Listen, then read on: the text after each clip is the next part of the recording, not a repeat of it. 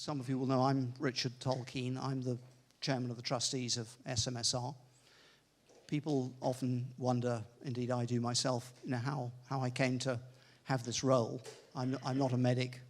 I, many years ago, got a call in the middle of the night from some policemen who told me that my brother David had been very, very seriously injured in a car accident and might not survive, but could I get to the hospital as soon as possible?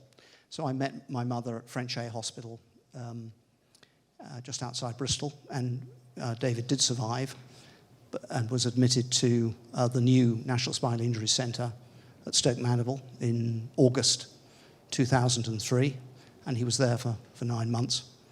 And that really started my association and relationship with the hospital at Stoke Mandeville. And a few years ago, when I had a bit more time, Hans Frankel and Paul Kennedy, who two of the great names of Stoke Mandeville, invited me to become a trustee, which I did, and what they didn't really tell me was that they wanted me to become the chairman. So I sat with 3 professors of medicine and other people far more qualified than me to try and build a charity to promote research to improve the quality of life for spinal patients. And that was about 10 years ago, and we didn't have very much when we started. We had a great name, but not very much. Over the years, we built the team, and tonight is an opportunity to thank those who've supported us, to welcome new friends, and hopefully supporters who take an interest in our work, tell the story, and support us more directly if they can. Thank you so much for coming. I want to thank the team from Malcolm Partners who've generously supported this evening, and also the IFG, whose building this is, led by Lord Sainsbury. It's a wonderful building, and we're very privileged to be here, and particularly to thank Fiona and Candice and Nicola and Pauline, who've done a lot of work with Charlotte and Derek from SMSR to arrange this evening. We appointed our first research director in 2002, remarkable young Dutchman, Joos van Middendorp. He was with us for about 3 years and helped us win an important grant from the National Research Council, which we used to fund a UTI project. He's gone on to become the chairman of our scientific advisory board.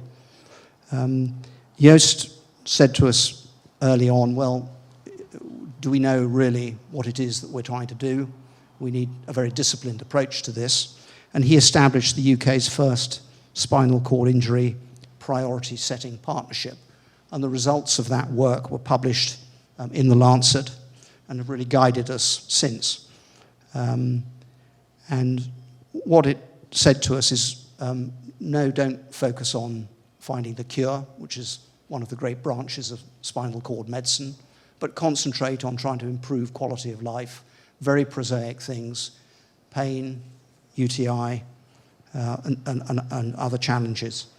So if we fast forward today, what we do is we invite spinal cord centres around the UK, including Stoke Mandeville, but not exclusively, and universities to approach us with ideas.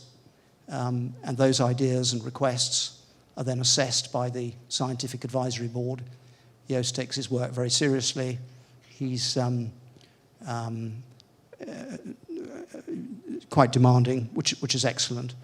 So nothing gets past him and his colleagues which doesn't merit support, because it's not enough to express concern.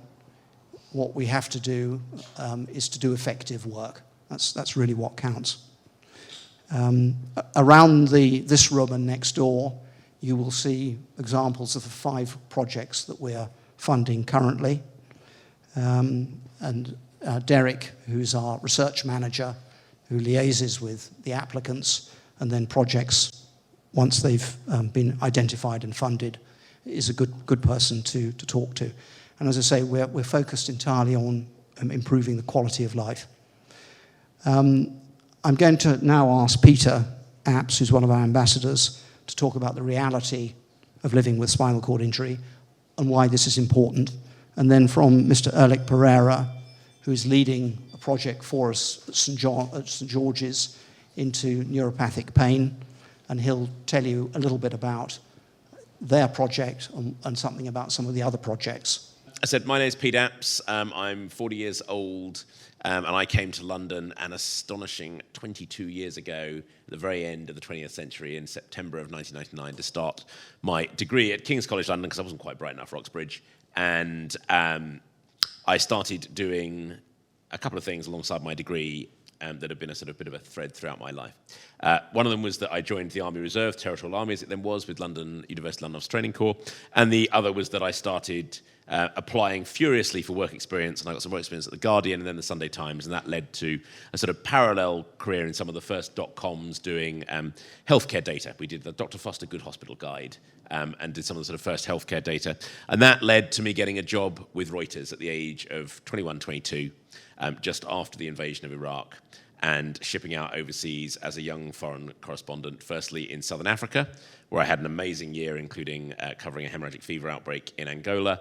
And then I upset my chain of command at Reuters because I wanted to stay overseas, and ended up getting a job in Sri Lanka on local pay, which was $10 a day, which is quite an achievement for someone who's joined a well-paid graduate scheme at the age of 21. And I arrived just in time for the outbreak of the fourth and final round of the Sri Lankan Civil War. I don't want to talk too much about that, but it was, terrible, fascinating. I worked with a really amazing group of local reporters and international reporters, and they got killed in all kinds of really interesting ways, which I'll happily recount to women over a glass of wine. And then on September the 5th, 2006, I was on a reporting trip in eastern Sri Lanka, and I was in the front of my vehicle, dozing off because we started really early in the morning, and I woke up, and the windscreen was gone, and there was blood in my face, and I was lying over the front end of the vehicle, and the engine noise had stopped. And it didn't take me very long to work out what had happened. I couldn't feel most of my body. My neck hurt quite a bit, and I couldn't move.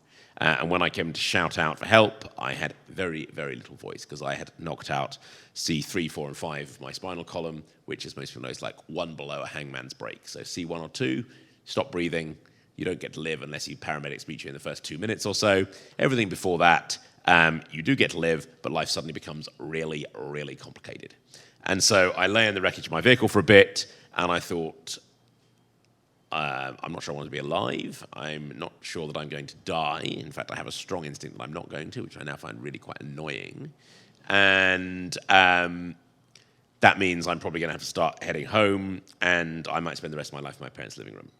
So, I had an interesting bunch of thoughts. I'd spent time as a watch leader on the Jubilee Sailing Trust, which does sailing for disabled people.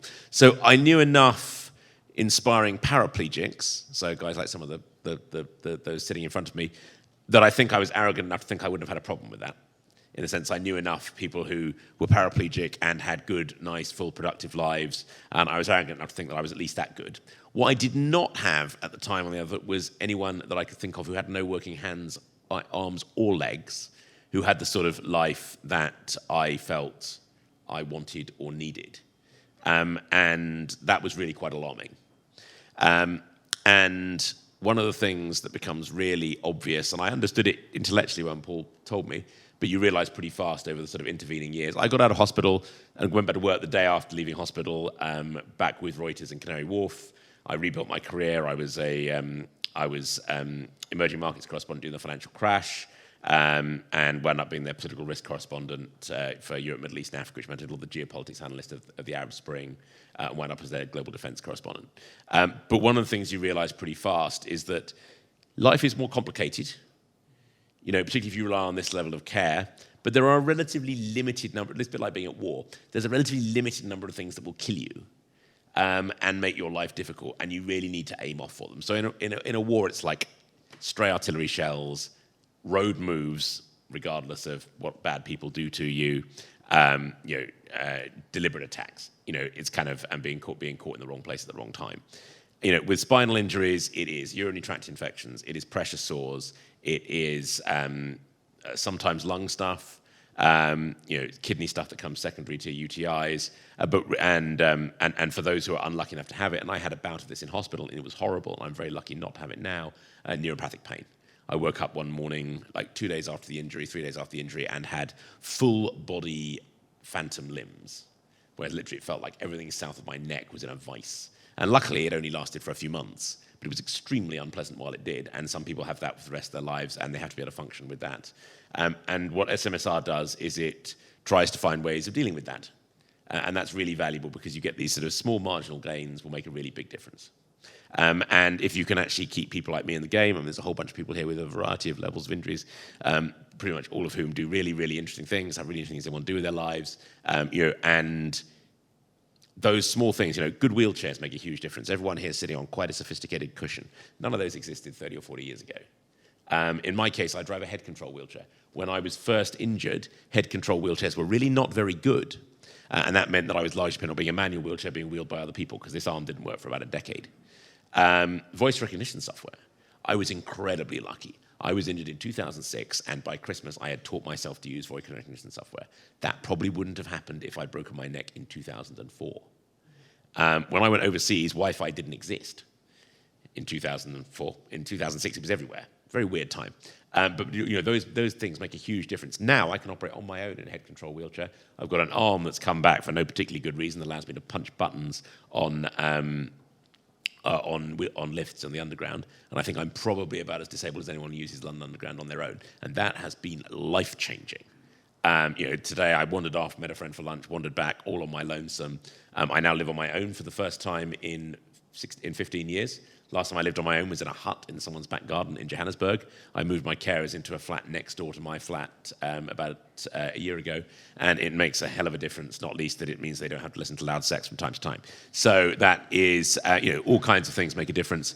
And obviously the British government the welfare state put a large amount of effort into keeping me going. And I like to think it was a worthwhile investment because in 2015, after the first, what I think we will now refer to as the first Ukraine war, the British military decided that they wanted a range of specialists to do a variety of things, and I was one of the people who got called back to do what we sort of colloquially refer to as sort of information operations, emerging forms of warfare, that kind of stuff. So I did. They took me back, I think, for a couple of reasons. Firstly, the kind of contract they were taking me on was unpaid, and the military is exempt from the Equalities Act, or what used to be the Disability Discrimination Act. And I was expected to do about 2 or 3 days a year. I did about 140 days. In my first 3 or 4 years training a really interesting team.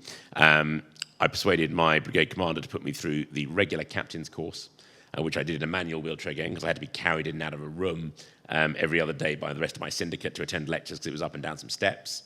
And I was then mobilized full-time at the beginning of COVID. So for 13 months during Operation Rescript, I was lead analyst of a team doing some really interesting stuff, which I'm not going to then gloss over immediately and not talk about. And then since I demobilized on the end of March in 2020, at which stage the Russians mobilized 100,000 troops on the border of Ukraine. My team then got pulled onto a part-time basis doing stuff on that.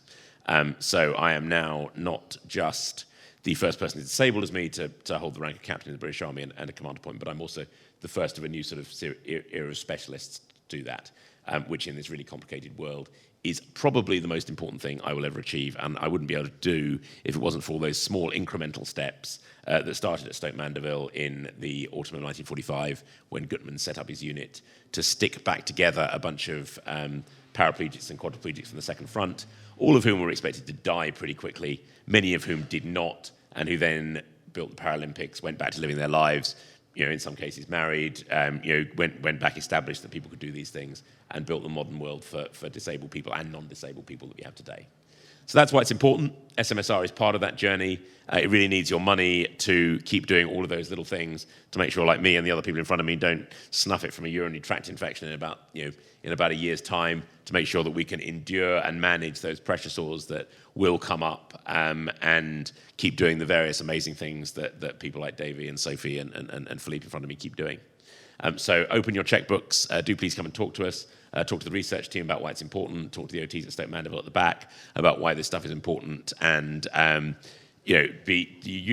drink our generously provided food, drink and canapes, and give generously because it's really important. Thank you very much.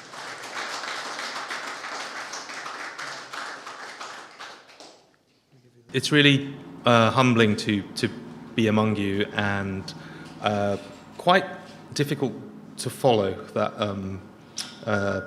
very eloquent and moving story from Peter. So I'm going to hide over here and behind the crutch of a PowerPoint instead. But the other human element I'm bringing here is I brought 3 members of my team who represent if you like, the hierarchy of progression within research. I've got a postdoc and neurosurgical trainee, Abtin Mustafi, there in the middle. My PhD student, another neurosurgical trainee, Alex Alamri, and a psychology graduate and research assistant, Brian Ishihara here. And all of these people, some of them their salaries and their scientific equipment is funded by this SMSR grant.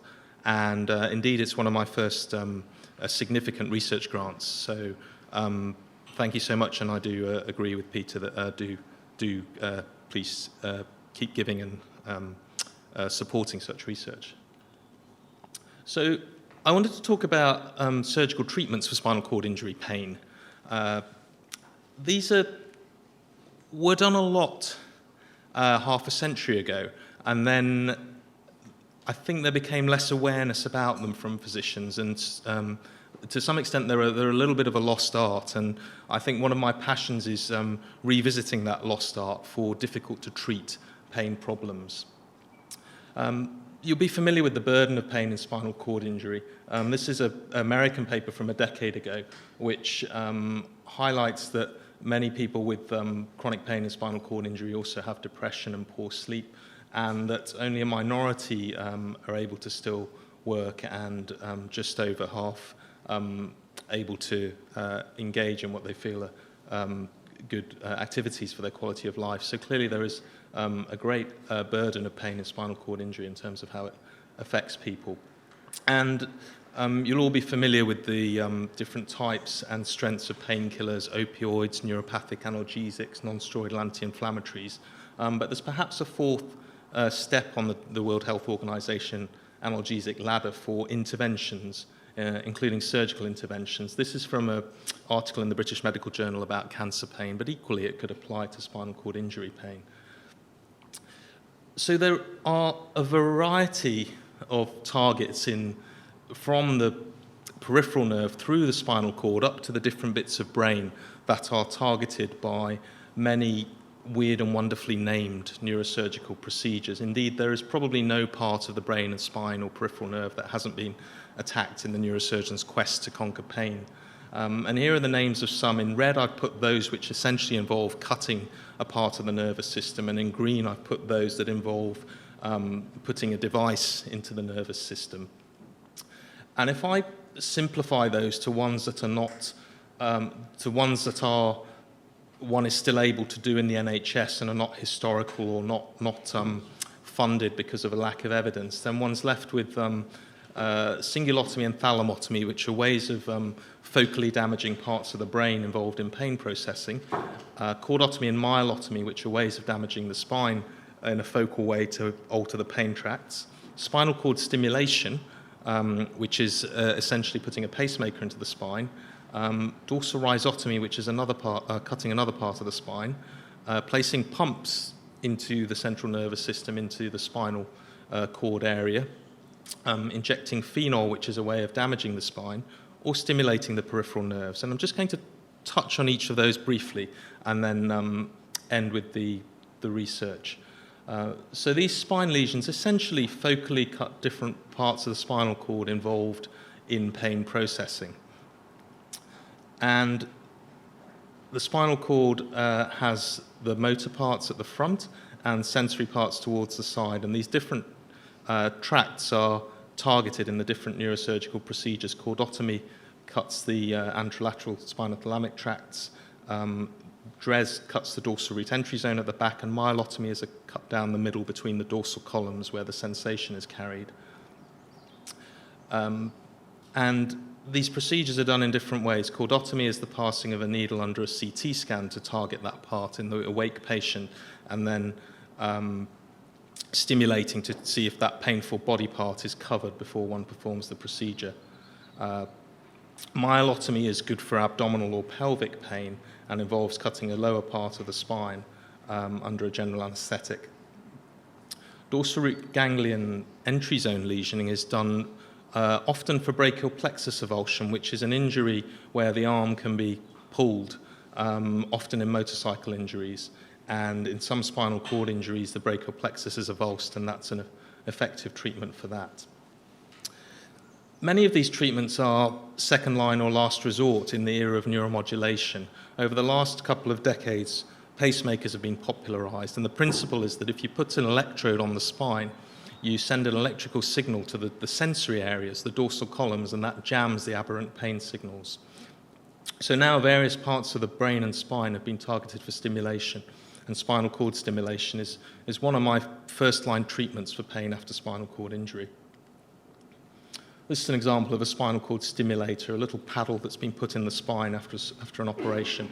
And it's been connected to an external battery pack for a week or two for the patient to go home and keep a pain diary and see if their pain is improving. And should it be improving, then the expensive bit, the pacemaker, can be implanted in the tummy or the chest, for example, and deliver that current regularly. So there have been multiple randomized controlled trials for spinal cord stimulation. NICE supports it, NHS England funds it, and the main indications are probably actually those patients who've still got leg or back pain after failed back surgery. In spinal cord injury, it's more variable, the results, and the patient selection is key to that, and it's another area where we're doing research to try to find tools which enable us to select patients for best results. This is a recent systematic review and meta-analysis suggesting, broadly speaking, that 2/3 of patients have over 50% pain relief from this therapy. Then another treatment is intrathecal drug delivery pumps. These can either deliver morphine, a strong painkiller which enables you to bypass the gut and therefore not have the side effects of morphine upon the gut, and to give stronger doses, or baclofen can be given for spasms, which is another challenging problem in spinal cord injury. These are pumps about the size of an ice hockey puck that sit in the tummy and thread a little catheter down round into the spine. They need to be changed every half decade, but they are a quite effective therapy. And then there are operations which target a part of the brain and perform a focal lesion in a part of the brain. There is a bit of the brain deep in its middle called the thalamus, which is a sort of gateway or filter to the senses and for our control of movement. And it has lots of different parts in, and some of those parts are particular to pain processing. So it's possible that one can make a little lesion there by heating a little probe in a surgical operation and relieve pain. And that's one of the procedures that I do and do quite a lot of research in. This video shows a lady who had severe arm pain and had such a procedure. And she's, if I can get it to work, she's just going to talk about the result of that. As you can see, she's got a little plaster and a 1-inch cut and 2 millimeter hole in there. So while it all sounds quite radical, it's quite a small operation. So that particular operation is good if you have pain in one particular body part, be it one arm or one leg. You can only perform it on one side of the brain to treat one side of the body. And obviously that limits its usefulness in pain after spinal cord injury, where quite often patients have pain below a certain level on both sides of the body. So there's another procedure called cingulotomy, which is essentially doing a focal lesion and burning a little bit of brain to do with the perception of pain and whether the pain is bothersome. And whether it's cingulotomy or thalamotomy, the procedure involves fixing a frame to the head so one can very accurately get to that correct bit of brain. And while it looks rather barbaric, from the point of view of pain caused during surgery, it's actually, people tell me it's better than the dentist, or the patients do at least. There's local anesthetic for the 1-inch cut. Once you're inside the brain, there are no pain sensors there, so that little bit is not comfortable. In the interest of time, I haven't included a video of this surgery, but there is one on YouTube if you Google me or you Google pain surgery of this surgery being done, narrated by Mr. Mustafi. So what does the anterior cingulate cortex do? Well, it's a part of the brain involved in the perception of emotions and pain, but also affect, mood, and potentially interoception, the sense of one's internal milieu. and it also has a role in controlling blood pressure and heart rate and autonomic function. And all of these things are related, one's mood and one's pain, to one's heart rate and blood pressure. And where is a cingulotomy lesion? Well, these are MRI scans after such a operation, and you can see a cylindrical 1 centimetre by 2 centimetre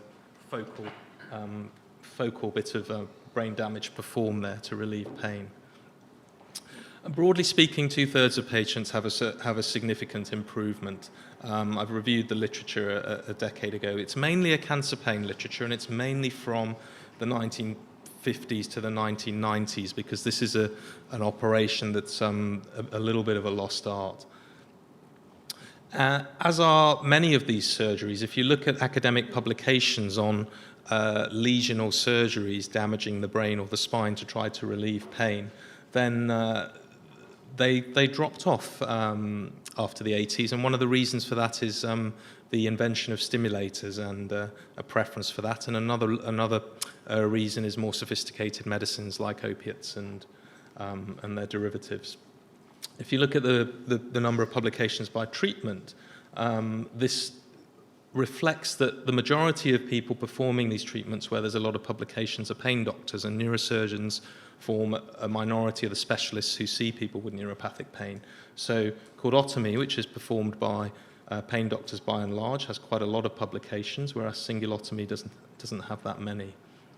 They're small studies, they're mostly case series. It's difficult to do a randomized controlled trial where there's a control arm and you drill a hole in the head. So you have to be careful with how you design the case series.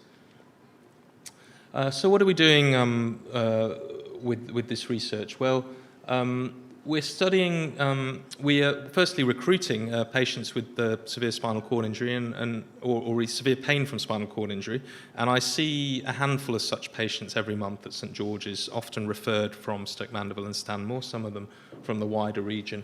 And in the first instance, I'm a single point of access to all of those therapies. So many of these patients are more suitable for a spinal cord stimulator or a pump, or indeed some alteration of their medication with the multidisciplinary team. And those that aren't are potentially candidates for the cingulotomy procedure, those who have severe pain below a certain level, which may have not responded to the other treatments. We are recruiting 12 patients to study intensively over 3 years, and we're studying them before the procedure and at 3-month and 12-month time points. And the particular things that we are studying, as well as measuring their pain before and after the procedure and getting MRI brain scans to see anatomically and mechanistically what we're doing, is we're measuring something called their heart rate variability, and we're measuring their interoception, their sense of their internal milieu. And we're using a laser evoked potential machine, which is something bought by the grant, to cause acute pain and see the brain's response to that and the patient's response to that. So what is heart rate variability? Well, it's, technically speaking, the variation between the different heartbeats. So if your heart beats 60 times in a minute, then the distance between those two beats, it might be 1.02 seconds or it might be 0.98 seconds. And when you do some fancy maths on all of that, it gives you a measure of how strong your sympathetic tone is, or your vagal tone, or your parasympathetic tone is. In other words, whether you're in more of a flight or flight mode, or whether you're in more of a sort of sated postprandial mode, for example. And there are different theories about the relationship between heart rate variability and pain, that when we're in a more of a fight or flight mode, that our pain is suppressed, for example, or when we're in more of a sated mode, our pain is suppressed. So potentially, this is an objective, measurable entity that will help us select patients for these surgeries so that we can select those who have the best outcome. It may be that someone has a certain pattern of heart rate variability that means they might be a good responder to some of these treatments and that someone else doesn't. So we're measuring heart rate variability in these patients, and this has actually, over the last couple of years, become quite a popular thing to measure. Most of these sort of Fitbits and other types of watches come out with some measure of your wellness and your sleep that is an aggregate that uses this marker. So to acquire it in its raw form and look at it in patients with severe chronic pain and with spinal cord injury and the effect of surgical treatments is really the thrust of this research. And then the other measure is interoception. It is trying to objectively evaluate a patient's awareness of their sense of their internal milieu. So you could hypothesize that if you damage that somebody who has severe pain is either hypersensitized and is a bit too aware of their internal milieu, and that by damaging this little bit of brain, you reset that, or you could hypothesize that it's the other way around, and we don't know the answer to that. So simple tasks like asking a patient to count their heartbeat and see how accurately they can estimate their heartbeat are ways of measuring that, and there's a whole literature on how to do that. So to summarize, neurosurgical lesions for pain are not just historical, and hopefully you might agree not entirely barbaric and quite focused therapies performed by highly trained professionals. Intrathecal drug delivery pumps are useful for spasms in the case of baclofen or morphine, and they can reduce the side effects of such drugs in high doses. Spinal cord stimulation is an established low-risk therapy with multiple indications, not just spinal cord injury. Brain stimulation for pain is not something I've talked about because it's something that is not supported in the NHS. However, lesional brain surgeries remain so, and it's one of the reasons that we've structured a trial around them. And what we really lack in pain is objective physiological biomarkers, some kind of reading that can tell us the severity of a person's pain and its quality in some detail that helps us select such patients and get the best surgical outcomes for them. Thank you very much.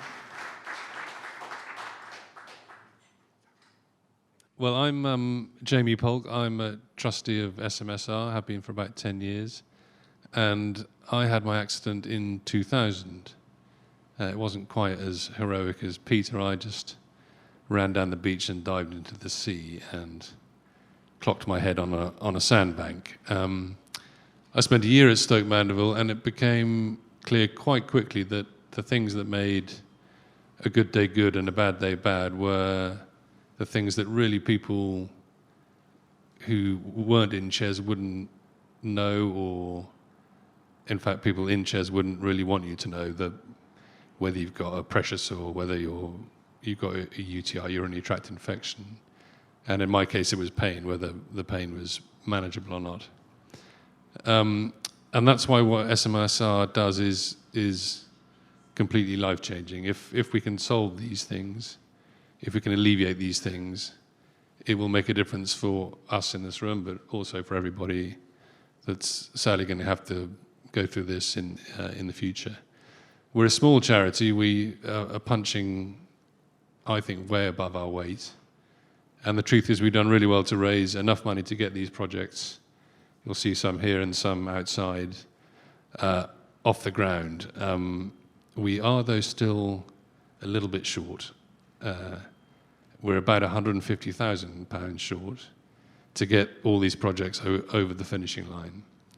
So if, here's plucking on the heartstrings, if anybody is at all minded to help us in our fundraising efforts, it would be greatly appreciated by all of us, obviously here. And anybody with an SMSR name badge will be able to help you out on that front. I would urge you to have a look around at all these posters and have a good look at all the projects, and particularly the SEM glove, which Ruth will be able to show you out in the foyer. It's a very cool thing which gives people without any grip a grip. And if you just take a second thinking about how that would change somebody's life, it's huge. So thank you all for coming. Thank you to our sponsors and to the Institute for Government, and I'll let you get back to your drinks. Thank you very much. Thanks.